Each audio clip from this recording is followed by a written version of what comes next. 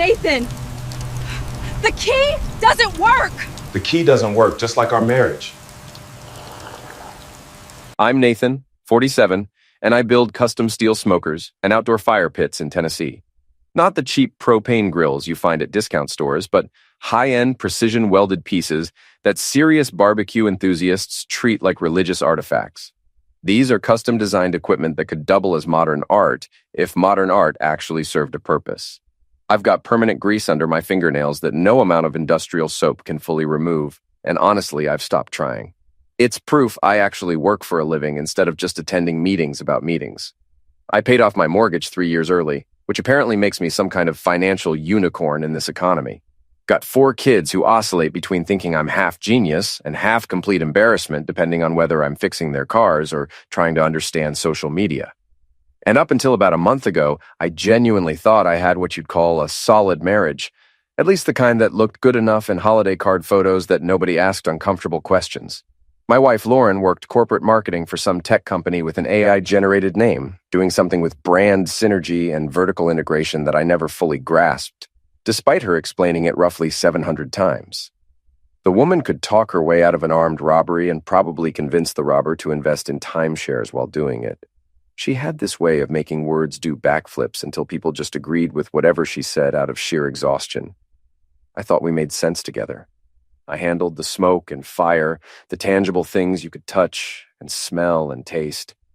She handled the networking and cocktail parties, the social climbing that made my teeth itch. I built things with my hands in a workshop that smelled like metal and motor oil. She built strategic partnerships in conference rooms that smelled like expensive carpet and broken dreams. I figured we balanced each other out.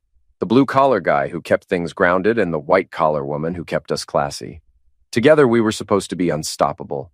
My workshop is my sanctuary, the one spot on Earth where everything makes sense. It's a 1,500-square-foot metal building behind our house filled with welding equipment, steel sheets, and half-finished smoker projects in various stages of completion. The concrete floor is stained with decades of oil and sparks, and there's a radio in the corner that only plays classic rock because I refuse to subject my power tools to whatever passes for music these days. I've got a workbench that's older than my oldest kid, covered in tools I've collected over 25 years of actually caring about craftsmanship. The kids are the only part of this marriage that turned out exactly right. Ryan is 19, heading to trade school in the fall because he's smart enough to realize that philosophy degrees are expensive paths to managing coffee shops. He's got my height and his mother's bone structure, which means he'll break hearts responsibly. The twins Carter and Emma just turned 16 and are currently in that delightful phase where everything I say is stupid until they need money or rides somewhere. Carter wants to be a professional gamer, which I'm not convinced is real employment, but who am I to crush dreams? Emma lectures me about my carbon footprint while simultaneously taking 40-minute showers. Then there's Lily, my baby at 13, who still thinks I hung the moon in stars, and I'm dreading the day she figures out I'm just a guy who's really good at welding and dad jokes. For years, I went to Lauren's company events, suffered through small talk with people whose idea of hard work was complicated Excel formulas, and smiled politely while they asked me what I really did, as if building custom smokers was some hobby I did between real jobs. But somewhere around year 5 of our marriage, I became her plus none. She stopped inviting me to the holiday parties, the corporate retreats, the award dinners where everyone congratulated each other for doing bare minimum. She said I didn't fit the culture, that my jokes were too rough around the edges, that I made her colleagues uncomfortable because I asked them to explain what they actually produced, besides PowerPoint presentations and buzzwords. So I stayed home, worked on my business, coached Little League, and convinced myself that her embarrassment of me was somehow normal, maybe even healthy. After all, opposites attract, right? Until about a month ago when she walked into my workshop where I was finishing up a custom offset smoker for a client in Atlanta and said something that made my welding torch feel heavier than it should. You need to come to my company party this year. Not I'd like you to come, or I want you there. Need to. Like I was a prop she required to complete some picture she'd been painting. Which was weird. Cosmically weird. Suspiciously weird. Because for the last 5 years, I'd been specifically uninvited, the husband who shall not be named. When your wife suddenly wants you at the party she spent half a decade keeping you away from, that's not an invitation. That's a red flag the size of Texas, possibly on fire. I should have known right then that something was burning, and it wasn't just the brisket. The event was being held at the Grandview Plaza Hotel, which is the kind of establishment where they have a guy whose entire job is opening doors for you, like you've suddenly forgotten how handles work just because you're wearing expensive shoes. This place was dripping with the kind of wealth that makes you want to check your bank account to make sure it hasn't committed self-destruction out of shame. The lobby had marble floors so shiny, you could probably perform surgery on them. Crystal chandeliers hung from the ceiling that cost more than my entire first truck. The beater Ford that got me through my 20s and taught me that duct tape is indeed a valid mechanical solution.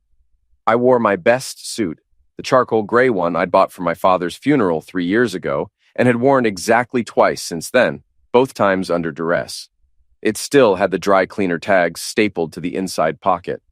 Lauren had insisted I get a haircut, so I'd gone to my regular barber, a 60-year-old guy named Tommy who charges $15 and tells the same 3 jokes every single time, instead of the $70 salon she'd suggested. My shoes were polished, my cologne was the good stuff from 2 Christmases ago, and I'd even trimmed my beard into something that didn't scream mountain hermit making moonshine. I was presentable, even if I felt like a bear someone had stuffed into formal wear for a circus act. Lauren wore a red dress that could have caused traffic accidents, maybe even multi-vehicle pileups with fatalities. It was the kind of dress that made every other woman in the room either want to be her or destroy her, with very little middle ground. The fabric hugged her in ways that reminded me why I'd married her in the first place, back when I was 24 and thought that being pretty and ambitious was the same thing as being a good person. Her heels were so high I was genuinely concerned about her ability to flee in case of emergency, but she walked in them like she was born wearing stilts. The ballroom was packed with Lauren's coworkers, all dressed like they were attending the Oscars instead of a corporate holiday party in Nashville. There was an open bar serving top-shelf liquor, which explained why everyone seemed so enthusiastic about being there. Waiters in bow ties glided around with trays of tiny food that looked like art projects. Little towers of something on something else drizzled with what was probably truffle oil because wealthy people are legally required to put truffle oil on everything. I grabbed a drink, some kind of whiskey that tasted like it cost more per ounce than gold, and tried my best not to break anything expensive or make eye contact with anyone who might want to discuss quarterly earnings or whatever these people talked about when they weren't at work. Lauren immediately transformed into her work persona, which was like watching Clark Kent become Superman, except instead of fighting crime, she was fighting for social status. She laughed louder, touched people's arms more, and used phrases like circle back and move the needle without a trace of irony. I stood next to her like a piece of furniture, smiling politely while she introduced me to various colleagues whose names I forgot immediately after hearing them. "This is my husband, Nathan," she'd say with the same enthusiasm you'd use to introduce your accountant or podiatrist. "He builds barbecue equipment." And then she'd quickly pivot the conversation away from me before anyone could ask follow-up questions, like I was an embarrassing fact she needed to acknowledge but not dwell on. I was nursing my second drink and seriously contemplating how quickly I could fake a medical emergency when he appeared. Blake materialized out of the crowd like a villain in a movie who knows the camera's on him. This guy was everything I wasn't. Polished, smooth, the kind of handsome that comes from superior genetics and better skincare products. His hair was perfect, like he'd just walked off the set of a shampoo commercial, not a single strand out of place despite the fact that it was December, and statistically someone in the room should have generated static electricity. He had a smile that was probably described as winning in his dating app profile, the kind of grin that made you want to punch him even before he opened his mouth.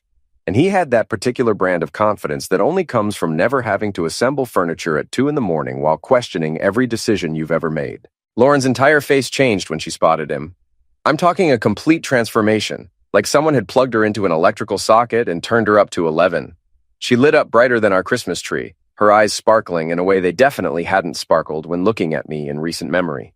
They had that instant connection, that comfortable familiarity that made my stomach drop like I'd just driven over a hill too fast. They laughed at inside jokes, whispered comments that weren't meant for anyone else to hear, and generally acted like they were the only 2 people in the room. I might as well have been a decorative plant, something green and boring in the corner that nobody notices until it dies and starts smelling funny. Blake barely acknowledged my existence for the first 10 minutes. He shook my hand with the kind of grip that was trying too hard to prove something and said, "Oh, you're the husband." like I was a minor character he'd heard about but never expected to actually meet. Then he turned his attention back to Lauren, complimenting her dress, her hair, her recent presentation that apparently eliminated it in ways I didn't understand and didn't care to. They talked about work stuff, about campaigns and strategies and some project they were collaborating on that required a lot of late nights at the office. My internal alarm system was blaring louder than a smoke detector with dying batteries, but I told myself I was being paranoid, insecure, maybe even jealous for no good reason. Then it happened. The moment that would change everything, the moment I'd replay in my head about 1,000 times over the next few weeks. Blake turned to me with that smug smile, reached into his wallet with the kind of casual confidence that made me want to set something on fire, and flicked a single dollar bill across the table in my direction. It landed right in front of my drink, George Washington staring up at me like he was disappointed in both of us. Blake leaned back in his chair, draped his arm casually near Lauren's shoulders without quite touching her, which somehow made it worse, and said, "Don't worry, buddy, I'll take good care of her tonight." The table erupted in laughter. Lauren's colleagues, these people I'd never met and would probably never see again, laughed like it was the funniest thing they'd ever heard. Lauren herself had the decency to look embarrassed for about half a second before she joined in, her laugh mixing with everyone else's, creating this chorus of mockery that made my ears ring. Someone said, "Oh my God, Blake," in that tone people use when they think something's inappropriate but hilarious. Another guy in a suit that probably cost what I make in a month slapped the table and wheezed like he was dying. I sat there for what felt like an hour, but was probably 3 seconds, watching my wife laugh at a joke about another man taking care of her, watching her coworkers treat me like I was the punchline to a story they'd all been in on except me. The dollar bill sat there on the table, crumpled and insulting, a physical representation of what this idiot thought I was worth. The rational part of my brain was screaming at me to stay calm, to not make a scene, to remember that attack charges are expensive and my kids need their college funds. But there's a limit to what a man can take before something inside him just snaps, like a tension wire pulled too tight. I picked up that dollar bill, folded it neatly into quarters with hands that were surprisingly steady considering the rage currently remodeling my internal organs, and looked Blake directly in his smug, punchable face. "Thanks," I said, my voice calm and clear enough that nearby tables went quiet. "That's the down payment for your hospital bills." The laughter died faster than my respect for my wife. Blake's smile faltered for just a second before he recovered, trying to play it off like I'd made a joke instead of a promise. Lauren's face went pale, then red, cycling through colors like a traffic light having an identity crisis. I could feel every eye in our section of the room locked on me, could practically hear the gossip engines revving up for Monday morning water cooler talk. I stood up, buttoned my suit jacket with the kind of deliberate calm that probably looked more threatening than any outburst could have been, and walked out of that ballroom before I started a second career in aggravated attack. Behind me, I heard Lauren calling my name, but her voice sounded distant and unimportant, like a radio station fading out as you drive away from the city. I handed my valet ticket to the kid at the front, tipped him $20 because he looked nervous about my energy, and sat in my truck with the engine running for a solid 5 minutes before I trusted myself to drive. That dollar bill was still in my pocket, and it felt like it was burning a hole through my suit. Lauren didn't come home that night. I know this because I stayed awake watching the driveway like a character in a stalker movie, except instead of being creepy, I was just a guy slowly realizing his marriage was circling the drain. I sat in my workshop at 3 a.m, wearing the same suit pants from the party, but with an old band t-shirt replacing the fancy button-down, welding steel together with the kind of focused aggression that probably should have concerned me. There's something therapeutic about welding when you're furious. The shower of sparks, the smell of hot metal, the fact that you're creating something instead of destroying something, which is what every fiber of my being wanted to do to Blake's face. My phone sat on the workbench, stubbornly silent. No calls, no texts, not even one of those don't wait up messages that at least acknowledge you're married to another human being who might wonder where you are. I tried calling her twice around midnight, and both times it went straight to voicemail, which meant she'd either turned her phone off or let the battery die, and neither option was particularly reassuring given the circumstances. I left one message, kept it simple. "Where are you?" I didn't yell, didn't accuse, didn't give her ammunition to later claim I was being controlling or paranoid. Just 3 words, calm and reasonable, The kind of question a husband should be able to ask his wife at midnight without it being considered a federal offense. Around 4:30, I finally gave up on the welding before I accidentally set something on fire or lost a finger to inattention. Made coffee in the workshop's ancient pot that probably violated several health codes and watched the sky slowly change from black to that weird purple-gray color that means morning's coming whether you're ready or not. My phone buzzed once, a notification from my bank app about a transaction. I checked it out of habit and felt my arterial pressure spike into the stratosphere. Lauren had used our joint credit card at the Grandview Plaza Hotel for a room at 1:47 a.m. The charge was $387, which meant she'd gotten one of the fancy suites because apparently when you're cheating on your husband, you might as well do it in luxury. I took a screenshot, saved it to 3 different folders, and emailed it to myself because I'm not an idiot and divorce court loves documentation. At dawn, just as the sun was turning the sky into something pretty that I was too angry to appreciate, I heard her car, that distinctive sound of her white BMW purring into our driveway, a car I'd helped her pick out 3 years ago when she got promoted and wanted something that reflected her success. I stayed in the workshop, forcing myself to keep my hands busy organizing tools that didn't need organizing because I didn't trust what I might say or do if I met her at the door like some anxious puppy waiting for its owner. She crept into the house like a teenager sneaking in past curfew. I watched through the workshop window as she fumbled with her keys and slipped inside. I waited 5 minutes, then 10, letting her think maybe I was still asleep, maybe I hadn't noticed, maybe she'd gotten away with it. Then I walked across the yard in the cold morning air, still wearing my welding gloves like armor, and went inside through the back door that leads into the kitchen. She was standing by the coffee maker wearing yesterday's makeup and Blake's suit jacket. His monogrammed suit jacket, because, of course, this idiot was the type to get his initials embroidered on his clothes like he was European royalty instead of middle management. The jacket was expensive, you could tell. Some kind of Italian wool blend that probably cost more than my monthly utility bill. And right there on the left breast pocket, clear as day, were the initials BC in fancy script. "Oh," she said when she saw me, her voice doing this weird squeaky thing that might have been cute 20 years ago, but now just sounded guilty. "You're up early." "Never went to sleep," I said, my voice flat and dead. "Where were you?" She laughed, actually laughed, this nervous twitter that made me want to put my fist through the drywall I'd installed myself 5 summers ago. "I told you I'd be late. The party went long and then a bunch of us went to another colleague's suite to keep celebrating. I crashed on their couch." She gestured to the jacket like it was evidence of innocence instead of guilt. "Blake lent me this. It got cold." "Right, because 3 in the morning is prime time for PowerPoint presentations and professional development. Because you need a man's suit jacket in a climate-controlled hotel. Because your husband is stupid enough to believe that you spent 7 hours in someone's suite, doing anything besides what we both know you were doing. Then I saw it, just visible above the collar of that expensive jacket, right there on her neck where it met her shoulder. A mark. Not just any mark, but the kind of purple-red bruise that has exactly one cause and 0 innocent explanations. Someone had stamped "property of morons" right on her skin, left their signature like a dog marking territory. A hickey. A damn hickey. At 44 years old, my wife came home with a hickey like she was 16, making out in her boyfriend's basement. "You've got something on your neck," I said, pointing with one grease-stained finger. Her hand flew up to cover it, her face cycling through surprise, panic, and then landing on defiance.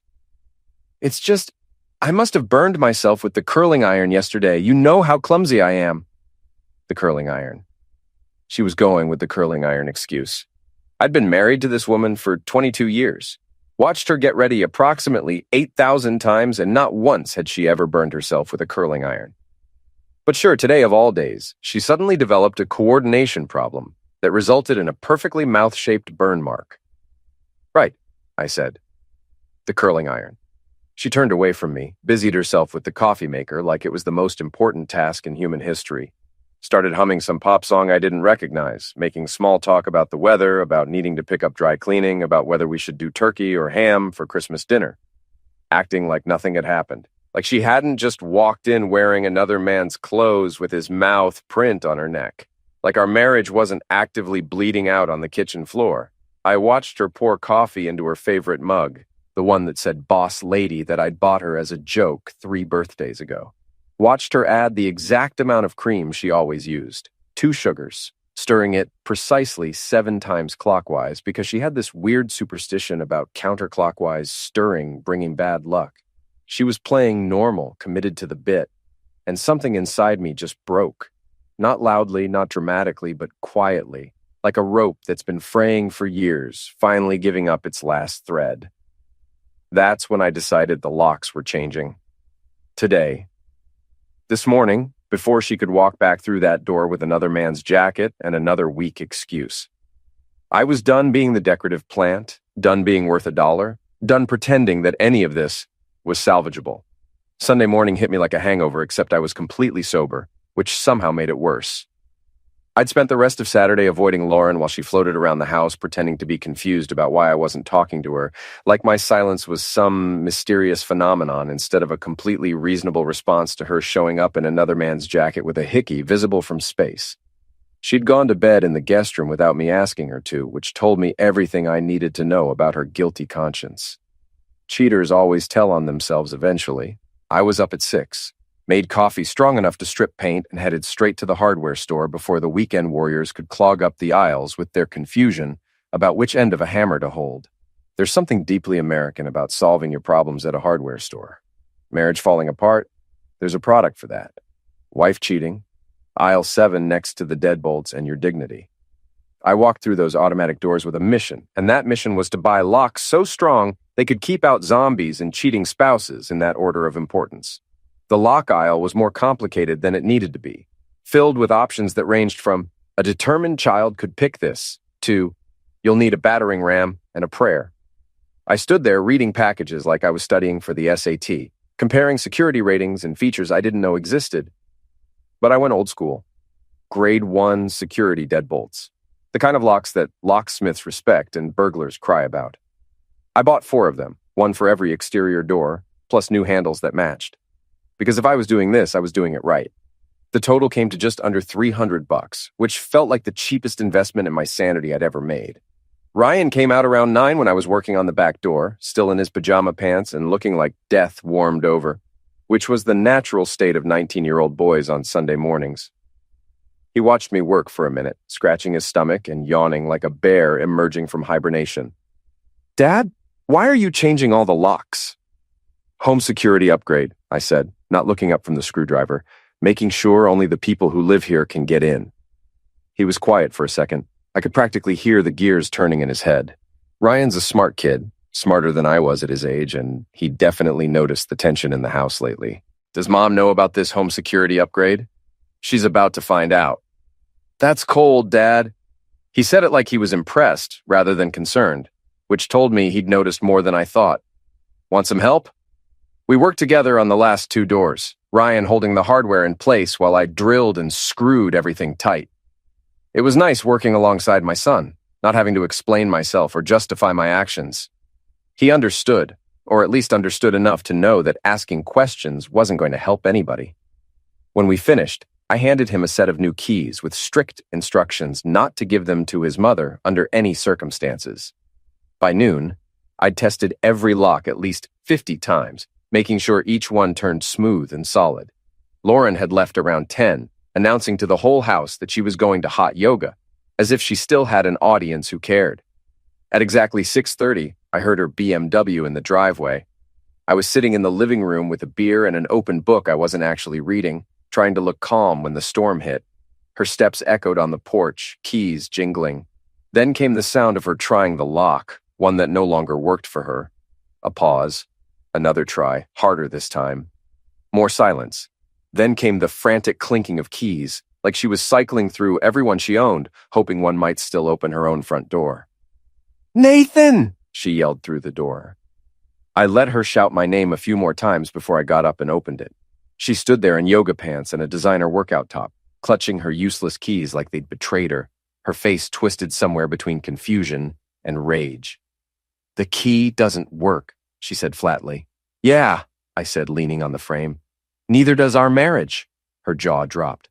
What? Nathan, stop. We need to talk. Let me in so we can be adults about this. Adults? I said. You mean like spending Friday night in a hotel and coming home in another man's jacket? That kind of adult? That's not what happened, she snapped, her voice climbing higher. You're twisting things. Then go talk to Blake, I said, feeling oddly calm. The guy who thinks I'm worth $1. The one whose initials were on your jacket. The one who left his autograph on your neck. Maybe he's up for an adult talk. She tried to shove past me, hand on the doorknob, as if this was still her house. I didn't move an inch. Nathan, you can't just lock me out. It's my house, too.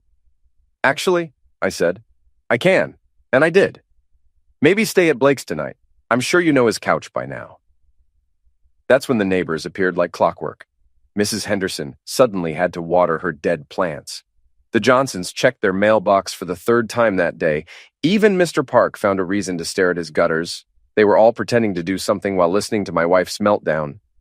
Lauren saw the crowd and lowered her voice, trying to sound calm. You're being ridiculous. We need to communicate. Communicate? I said, loud enough for everyone to hear. Communication ended when you turned our marriage into a group project. You added another person without asking me. That's not communication. That's a committee. And I'm done attending meetings. Her face went through 3 shades. Red, white, then something between. She opened her mouth, closed it, then pulled out her phone and stormed off to her car. The tires screeched as she sped away.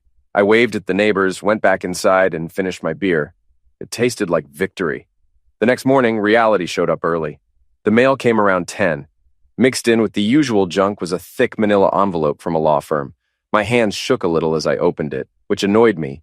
Even when she wasn't there, she could still get under my skin. 3 pages of legal nonsense. Basically, Lauren wanted money. Lots of it. She demanded spousal support, a share of my income forever, and equitable asset division, which is legal talk for half of everything I own. What really set me off was that she wanted half of my business. Nathan's Custom Steel, the company I built from a garage with borrowed tools. The same one she'd always mocked as too blue-collar for her image. She used to say, my husband just welds stuff like it was embarrassing. Now she wanted 50% of it. I called my lawyer, Michael. He'd handled my contracts for years. Finally, he said. My wife saw Lauren with some guy a couple weeks ago. We figured this was coming. Michael introduced me to Jennifer, a forensic accountant who looked like she could audit your soul. Smart suit, sharp glasses, calm eyes that said she'd seen everything. I'm good at finding money people think they've hidden, she said. We spread my financials across the table. After 20 minutes, she looked up with a small smile. Nathan, when was the last time you actually checked your business credit card details? I look at the totals, make sure they seem right. Why? Because your wife has been spending like royalty, she said, turning her laptop toward me. In the last 6 months, she's charged over 43 grand to your company account. Hotels, restaurants, spas, shopping. 13 hotel stays in 4 months. That's not business travel. That's affair travel. My stomach sank. Jennifer scrolled on. 1,000 at a steakhouse, 2 grand at a spa, wine shops, boutiques. She's been enjoying herself on your dime. And she's been moving money too. Steady transfers from your joint account to another one. A couple thousand here, a few more there, all to the same account. She zoomed in. Holder, BC Enterprises LLC. BC, I said slowly. Blake Cross. Already checked, she said. BC Enterprises is a Tennessee company registered 6 months ago. Owner, Blake Cross. Business type, consulting. It's clearly a shell. Michael looked up at me, grinning. Nathan, where does this guy work? Some tech outfit. Lauren mentioned outdoor products or something. Michael's grin widened. What's the full name of your company? Nathan's Custom Steel and Outdoor Innovations LLC. I bought a small brand 5 years ago. Kept it as a subsidiary. They make grills and fire pits. Michael started laughing. And what's that subsidiary called? Crossfire Outdoor Innovations. Why? I stopped, brain catching up. No way. Jennifer, check the corporate filing for Crossfire Outdoor Innovations, Michael said. She typed, frowned, then looked up. Parent company, Nathan's Custom Steel and Outdoor Innovations, LLC. Sole owner, Nathan. Show me the payroll, I said. She pulled it up. There it was. Blake Cross, Senior Marketing Director, Crossfire Outdoor Innovations, $95,000 a year. Reports to Nathan. The guy who threw $1 at me, slept with my wife, and spent my money. He'd been cashing checks signed by me the whole time. I couldn't stop laughing. Michael grinned. Nathan, we're not just winning this divorce. We're setting a legal precedent. I got to Crossfire's office early Tuesday morning. I told my assistant, Kelly, to set up a mandatory meeting for all division heads at 10. Make it sound serious, but don't say why. By 9:30, I had Blake's full employment file on my desk. Hired 3 years ago, decent record, a few notes about crossing lines with female co-workers. The dollar bill was there too, flattened like a piece of evidence. At 9:45, I sat at the head of the conference table. By 9:55, the division heads were trickling in, looking uneasy. Blake walked in right at 10, sharp suit, leather folder in hand. He looked confident, until he saw me. His face drained fast. "Morning, everyone," I said casually. "Thanks for coming. Please sit." Everyone took a seat. Blake hesitated before sitting 3 chairs away. His hands shook as he opened his folder. "Morning, Blake," I said. "Heard you had quite a night last Friday. How's Lauren?" The room went silent. Blake opened his mouth, then shut it. "Oh, come on. You know, the company party where you got generous with your money." I pulled out the dollar bill, unfolded it, and slid it across the table. "Think this is yours." He stared at it like it might explode. "Let me jog your memory," I said. "That's the dollar you threw at me, your boss, while cracking a joke about taking care of my wife." Our HR director gasped. Sweat soaked through Blake's suit. "Mr. Nathan, I can explain." "Don't," I said. "Patricia, get Blake's file." She brought it over. I flipped through. "It says employees must act professionally. Does throwing money at your boss and hitting on his wife fit that rule?" "Here's how this goes," I said. "You're fired, effective immediately. Clear out your desk within the hour. Security will walk you out. And if you want to claim wrongful termination, my lawyers will love to discuss your relationship with my wife." "You can't." "I can. Patricia, call security." Security arrived. Blake was gone minutes later. 3 hours passed before a voicemail hit my phone. "You didn't tell me your husband owns my company. I just got fired, Lauren. Fired because of you." Court day came. Judge Catherine Morrison presided. Lauren sat beside her lawyer, dressed neat and modest, playing the sufferer. Her attorney painted her as a loyal wife who'd been neglected and humiliated by her bitter husband. Said I'd fired Blake out of spite and locked her out of our home. The judge turned to me. "Mr. Nathan, your response?" "Your Honor," I said, "my wife humiliated herself. She spent the night in a hotel with another man, came home wearing his jacket and a hickey. I changed the locks after learning she used our money for hotel rooms. Mr. Cross was fired for sexually maltreating his boss's wife." My lawyer, Michael, handed over the proof, bank statements, invoices, transfers. The judge read them, her face turning colder by the second. "Mrs. Nathan," she said, "care to explain $43,000 charged to your husband's business account for hotel stays and payments to Mr. Cross's company?" No answer. "Did you know Mr. Cross worked for your husband?" Still nothing.